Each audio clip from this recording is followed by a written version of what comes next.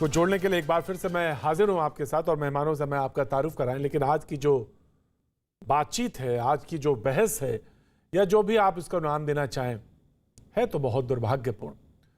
लेकिन क्यों? इसलिए क्योंकि ऐसा कोई शायद ही हो शख्स जिसने अपना कोई परिवार का या अपना दोस्त या अपना कोई जानने वाला खोया ना हो। जी हाँ, ऑक्सीजन की बात कर रहे हैं। अभी बहुत ज़्यादा दिन नहीं हुए जब हम अब आप सड़क पर मारे मारे घूम रहे थे और जिनके पास कोई इंतज़ाम नहीं था वो उनका क्या हालात थे ये हम सब जानते हैं। और जो लोग घर पे थे, सुविधा संपन्न थे, वो इंतज़ाम कर रहे थे कि किसी तरह ऑक्सीजन सिलेंडर उनके घर के पास पहुंच जाए या घर तक आ जाए। उसी ऑक्सीजन सिलेंडर को लेकर आज देश की सबसे बड़ी पंचायत में बातचीत थी। केंद्र सरकार ने कहा राज्यसभा में जवाब देते हुए कि ऑक्सीजन की कमी से देश में कोई मौत नहीं हुई। यही आज का मौजू है, यही आज का मुद्दा है और इसी पर हमारे मेहमान बातचीत करेंगे। लेकिन सबसे पहले नजर यहां पर, फिर आता हूं मेहमानों की तरफ। सदन में एक प्रश्न उत्तर को लेकर राजनीति की गई है। ऑक्सीजन के शॉर्टेज और उसके कारण हुए मृत्यु को लेकर यह बहुत ही अफसोसजनक विषय है। क्या सोचते होंगे वो परिवार जिनके परिवारजन हमें छोड़कर चले गए, कि ये नेता इतने बड़े लोकतंत्र के मंदिर में बैठते हैं किंतु फिर भी ये इस प्रकार की बातें करते हैं। इनमें संवेदनशीलता की इतनी शॉर्टेज है। इसलिए बहुत दुख के साथ आज मैं ये प्रेस कॉन्फ्रेंस आपके सामने रख रहा हूं। राहुल गांधी, कांग्रेस पार्टी और आम आदमी पार्टी ये बाज नहीं आ रहे हैं पेंडेमिक में भी राजनीति करने से।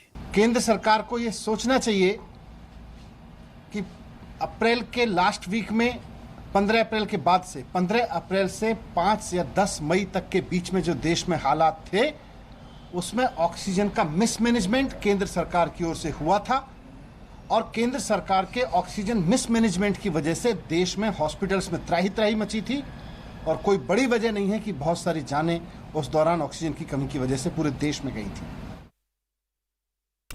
महाराष्ट्र के स्वास्थ्य मंत्री क्या कह रहे हैं, जरा इस पर भी नजर डाल ले। फिर मैं क्या एक छोटी सी बात मैं बताना चाहूंगा। पहले स्वास्थ्य मंत्री महाराष्ट्र के क्या कह रहे हैं उनको देखते हैं।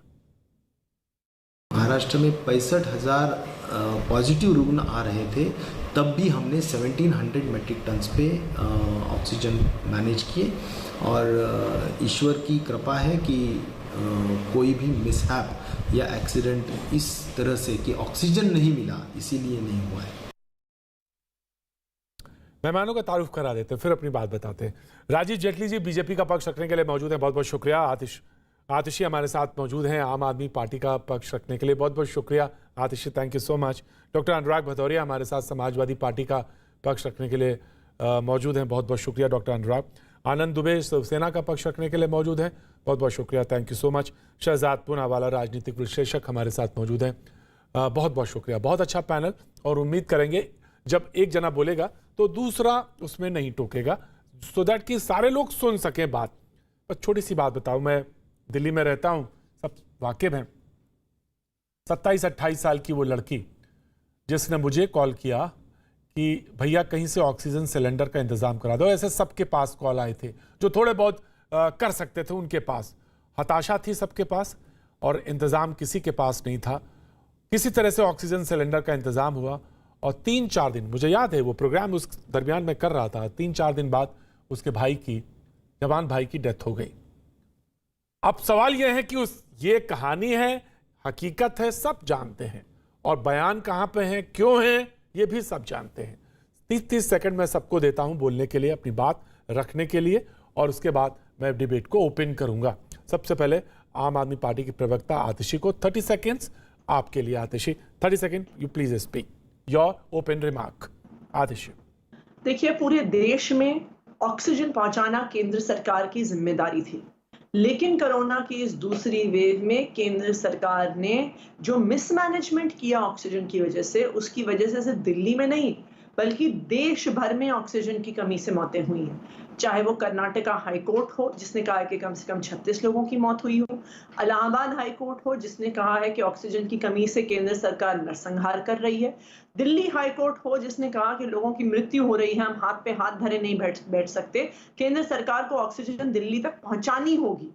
ये स्पष्ट है कि ना से सबसे पहले केंद्र सरकार ने ऑक्सीजन का इंतजाम जब समय था तब नहीं किया, और आज संसद में खड़े होके, कल संसद में खड़े होके और आज प्रेस कॉन्फ्रेंस करके भाजपा उन लोगों के परिवारों के जले पे नमक छिड़क रही है जिन लोगों की ऑक्सीजन से मौत हुई। आज ये कह के जले पे नमक छिड़क रही है कि जी ऑक्सीजन की कमी से तो कोई मौत ही नहीं हुई। शुक्रिया, शर्म आनी चाहिए शुक्रिया, भाजपा को। शुक्रिया, शुक्रिया। 30 सेकेंड्स समाजवादी पार्टी प्रवक्ता डॉक्टर अनुराग, 30 सेकेंड्स आपके ओपनिंग रिमार्क। देखिए, कमाल है भारतीय जनता पार्टी के केंद्र सरकार का और उत्तर प्रदेश की भारतीय जनता पार्टी का। क्या इतनी बेशर्मी हो गई है, आंखों में इतनी शर्म मर गई है, या आपका अंदर की आत्मा खत्म हो गई है, निर्दयता आ गई है, इंसानियत मर गई है कि इतने लोग तड़प तड़प के बिना ऑक्सीजन के मर गए। चाहे रेणु सिंगल हो आगरा की, जो अपने पति को लेके ऑटो रिक्शा में चक्कर काटती रही लेकिन उसको ऑक्सीजन नहीं मिला, अपने मुंह से ऑक्सीजन देने की कोशिश कर रही थी अपने हस्बैंड को, उसके बाद भी नहीं बचा पाई। चाहे बनारस में आपने देखा किस तरह से ऑटो रिक्शा में ग्लास लटकती, वो बिना ऑक्सीजन के वहीं लटक गया। तो इस तरह से लोगों की मौतें हुई रोडों पे, बिना ऑक्सीजन के लोग तड़प तड़प के मर गए। यहाँ हजारों हजारों लोगों की मौतें हो गई और सरकार क्या कह रही है, जबकि हाईकोर्ट ने भी कहा था नरसंहार जैसी स्थिति है उत्तर प्रदेश के अंदर में, देश के अंदर में, लेकिन सरकार कह रही है कि बिना ऑक्सीजन किसी की मौत नहीं हुई। तो मुझे लगता है इस सरकार से भरोसा उठ गया लोगों का। इस सरकार से आप आशा भी नहीं कर सकते कि यह सरकार कभी देश की जनता की भी बात कर सकती है। देश की जनता को इस तरह से नहीं, मदद तो देश की जनता की नहीं, ऊपर से उनका एक तरह से उपहास उड़ा रहे हो आप कि किसी की मौत नहीं हुई। आप उस परिवार से पूछो जिस परिवार में लोग गए हैं, एक एक परिवार में पूरा का ठीक है डॉक्टर साहब, डॉक्टर अनुराग भदौरिया लिया। Right sir, right sir. Rajeev Jaitley, निंदनीय और बेशर्म की बात right sir, right sir. 30 second Rajeev Jaitley आपके। बड़ा दुख होता है इस बात को देख के प्रतीक जी कि हमारे देश के अंदर जो 900 मैट्रिक टन पे ऑक्सीजन थी, देश के प्रधानमंत्री के इनिशिएटिव से 9,500 मैट्रिक टन पे पहुंची वो, और उनको राज्यों को भी दिया गया और राज्यों से आग्रह भी किया गया कि इस ऑक्सीजन को जो उपयुक्त जगहें हैं जहां पर इनकी ज़रूरत है वहाँ ज़रूर पहुँचाया जाए। राज्य अगर विफल रहे उसके अंदर, तो उसके बाद ये बात अगर सदन में पूछी जा रही है कि कितने लोगों की मृत्यु ऑक्सीजन से हुई, और उसके ऊपर अगर केंद्र सरकार ने इस बात को रखा कि राज्यों की तरफ से ऐसा कोई डेटा नहीं आया कि कितने लोगों की मृत्यु हुई, तो मुझे लगता है कि ओपोजिशन को शोर मचाना चाहिए था, ओपोजिशन को बताना चाहिए था। अभी आपके पैनल के ऊपर जितने लोग बैठे हैं राजनीतिक पार्टियों से, अभी शायद वो पैनल पे बताएंगे इस बात को, इसी डिबेट में बताएंगे कि हाँ हमने डेटा दिया था केंद्र सरकार को कि हमारे यहाँ प्रदेश के अंदर कितने लोगों की मृत्यु ऑक्सीजन की कमी से हुई। मुझे लगता है ये डिबेट इस बारे में होनी चाहिए, इस बारे में नहीं होनी चाहिए कि ऑक्सीजन की वजहों से हमने केंद्र सरकार ने क्या बोला और क्या पूछा गया। ये डिबेट इस बात पे होनी चाहिए। आप उनको खुला मौका दीजिए, मेरा भी वक्त आज इनको दीजिएगा, केवल इस बारे में कि अब ये सारे पार्टियों के प्रवक्ता, चाहे वो केजरीवाल के हों, आतिशी जी हों, चाहे वो कांग्रेस पार्टी से हों, इनको मौका, चाहे वो शिवसेना से हो, ये अपनी चिट्ठी लेके आए होंगे साथ में कि हमने एक डेटा दिया था, वो सदन में प्रोड्यूस क्यों नहीं किया गया। अगर ये वो डेटा सामने रखने के लिए तैयार हैं तो हम भी उसका जवाब देने के लिए तैयार हैं। लेकिन जब सभी राज्यों के पास ऑक्सीजन है, एक तरफ पे राजस्थान कहता है कि मेरे प्रदेश का क्षेत्रफल बड़ा है, मैं हर जगह पर ऑक्सीजन नहीं पहुंचा सकता, मतलब राज्य सरकार का फेलियर।